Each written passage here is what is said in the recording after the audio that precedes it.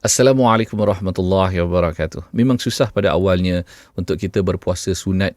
Apatah lagi orang-orang sekeliling kita tidak berpuasa. Kita bangun sahur sendirian, kita buka bersendirian, kita rasa tercabar, dugaan begitu mencabar sekali bila orang sedang makan tengah hari.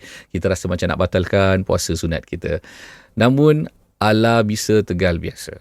Kalau kita lihat bagaimana orang-orang yang istiqamah dalam berpuasa sunat mereka di bulan-bulan Islam, mungkin 3 hari mereka lakukan setiap bulan, iaitu di pertengahan bulan-bulan Islam, ataupun mereka rajin Isnin, Khamis untuk berpuasa.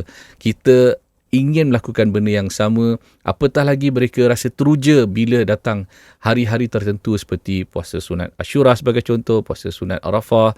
Kita akan rasa teringinlah sangat untuk mendapatkan pahala kerana kita tahu banyak dosa-dosa kita.